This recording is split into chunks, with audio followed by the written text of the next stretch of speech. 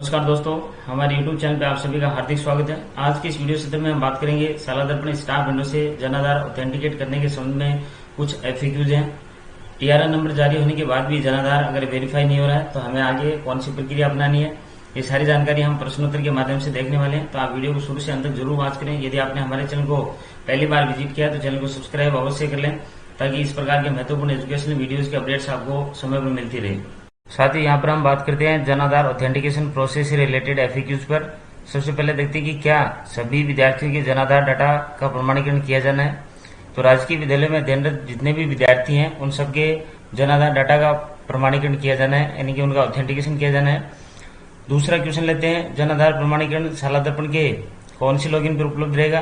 तो ये कक्षाध्यापक यानी कि वह संस्था प्रधान की स्टार विंडो पर उपलब्ध है, और कक्षा अध्यापक की स्टार विंडो पर संबंधित कक्षा के विद्यार्थियों का एवं संस्था प्रधान का जो स्टार विंडो है उस पर विद्यालय के समस्त बच्चों का डाटा प्रमाणीकरण किया जा सकता है, यानी कि ये मॉड्यूल उनको उपलब्ध करवाए गए हैं। क्या इस मॉड्यूल में विद्यार्थी के जनाधार डेटा को अपडेट किया जा सकता है। तो शाला दर्पण पोर्टल तथा जनाधार पोर्टल पर विद्यार्थी का नाम, जेंडर और जन्म दिनांक समान होने पर प्रमाणीकरण किया जा सकता है।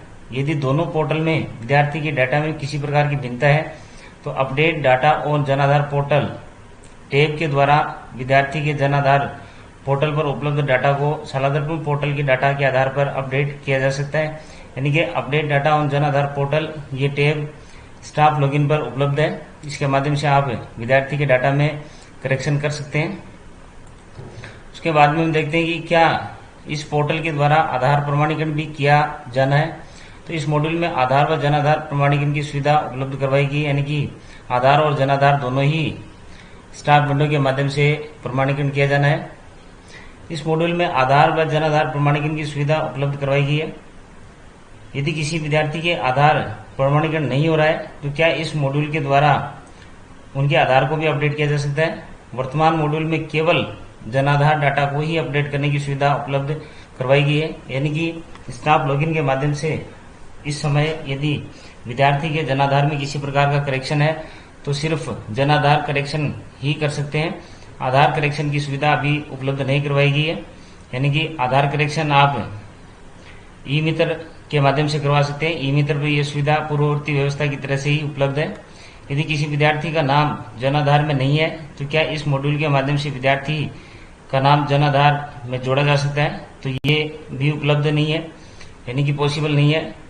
इस मॉड्यूल में केवल विद्यार्थी के डाटा अपडेट की सुविधा उपलब्ध है। नाम जोड़ने की सुविधा पूर्ववर्ती व्यवस्था के अनुसार ही ई मित्र पर रहेगी।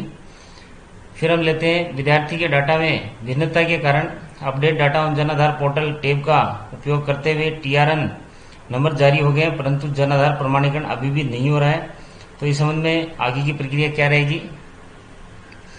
तो हम बता दें कि TRN नंबर जारी होने के बाद यदि प्रमाणीकरण नहीं हो रहा है तो कुछ समय बाद, यानी कि एक दिन, विभाग इस प्रक्रिया को कम समय में करने के लिए प्रयासरत है। लेकिन फिर भी एक दिन या 2 दिन बाद आप इसमें पुनः से टैब में जाकर प्रयास करें, ये जनाधार ऑथेंटिकेट हो जाएगा। TRN नंबर जारी होने के बाद क्या प्रमाणीकरण का कार्य पूर्ण हो गया है।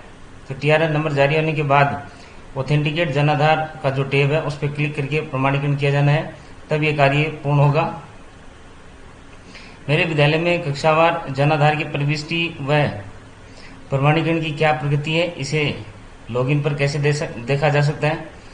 तो इस संबंध में विद्यालय की जो प्रगति है वो विद्यालय लॉगिन पर उपलब्ध है। ब्लॉक व जिला स्तर की प्रगति रिपोर्ट क्रमशः CBO और CDO लॉगिन पर देखी जा सकती है। विद्यार्थी के प्रपत्र 9 में जनाधार व आधार की प्रविष्टि नहीं हो रही है, तो इसका क्या कारण है। वर्तमान मॉड्यूल में इस सुविधा में परिवर्तन किया गया है। जनाधार प्रमाणीकरण मॉड्यूल के माध्यम से ही प्रपत्र 9 में ऑटो अपडेट होगा। कुछ विद्यार्थियों के जनाधार व आधार नंबर हरे रंग में प्रदर्शित हो रहे हैं तथा अपडेट डाटा ऑन जनाधार पोर्टल बटन प्रदर्शित नहीं हो रहा है। इसका क्या कारण है। उस विद्यार्थी के डाटा प्रमाणीकरण की प्रक्रिया पूर्ण हो चुकी है, इस कारण से अपडेट डाटा ऑन जनाधार पोर्टल की आवश्यकता नहीं है, इस कारण से ये बटन प्रदर्शित नहीं हो रहा है। अपडेट डाटा ऑन जनाधार पोर्टल ऑप्शन का उपयोग करते समय विशेष ध्यान देने योग्य जो बातें हैं, संबंधित विद्यार्थी के सही जनाधार नंबर की प्रविष्टि की जाए, संबंधित विद्यार्थी के सही आधार नंबर की प्रविष्टि की जाए, और किसी भी स्थिति में आधार नंबर यानी कि 00 या फिर 123 या 123 आदि के रूप में गलत प्रविष्टि नहीं की जानी है। फिर लेते हैं विद्यार्थी के शालादर्पण पोर्टल पर दर्ज डाटा, यानी कि जन्म तिथि, नाम और जेंडर तथा जन आधार में विद्यार्थी के डाटा समान है तो भी मुझे update data on Jan Aadhaar portal button का उपयोग करना है। तो ऐसा बिल्कुल भी नहीं करना है, क्योंकि केवल ऑथेंटिकेट जन आधार बटन का उपयोग कर संबंधित विद्यार्थी के जन आधार डाटा का प्रमाणीकरण की प्रक्रिया पूरी की जा सकती है। मॉड्यूल में कार्य करते समय मुझे ध्यान में आया कि विद्यार्थी के शालादर्पण पोर्टल के डाटा में कुछ भिन्नता है। तो इस स्थिति में मुझे क्या करना है, तो विभाग ने स्पष्ट निर्देश दिए हैं कि विद्यार्थी के विद्यालय रिकॉर्ड यानी कि एसआर रिकॉर्ड के अनुसार वह शालादर्पण रिकॉर्ड को आपस में मिलान कर समान होने पर आगे की कार्रवाई की जानी है। यदि विद्यालय रिकॉर्ड के अनुसार विद्यार्थी के डाटा शालादर्पण पोर्टल पर सही नहीं है तो सबसे पहले शालादर्पण रिकॉर्ड के अनुसार पूर्व निर्देशानुसार यानी कि प्रपत्र 5 और प्रपत्र 9 को सही करना है और उसके बाद ही आगे की कार्रवाई की जानी है। विद्यार्थी के वर्तमान जन आधार व आधार विवरण अर्थात नाम, जन्म दिनांक, जेंडर, क्या इसको मॉड्यूल के माध्यम से देखा जा सकता है। मॉड्यूल में authenticate student Jan Aadhaar info तथा update data on Jan Aadhaar portal के बटन पर क्लिक करने पर प्राप्त विंडो के माध्यम से विद्यार्थी के जन आधार की डिटेल जानी जा सकती है और इसके माध्यम से हम ये भी देख सकते हैं कि शालादर्पण डाटा व जन आधार डाटा में कहाँ अंतर है और क्या परिवर्तन किया जाना है। उक्त कार्य पूर्ण सावधानी के साथ में किया जाना है। जन आधार प्रमाणीकरण क्यों आवश्यक है, बहुत ही महत्वपूर्ण प्रश्न है, क्योंकि राज्य सरकार द्वारा विभिन्न लाभकारी योजनाओं में लाभार्थी को डीबीटी के माध्यम से सीधे निर्बाध तरीके से लाभ पहुंचाने हेतु ये योजना चली है। तो इसके लिए ये आवश्यक है कि जन आधार प्रमाणीकरण आवश्यक रूप से किया जाए। साथियों, नेक्स्ट हम देखते हैं कि जन आधार प्रमाणीकरण की स्टाफ लॉगिन पर प्रक्रिया किस प्रकार है।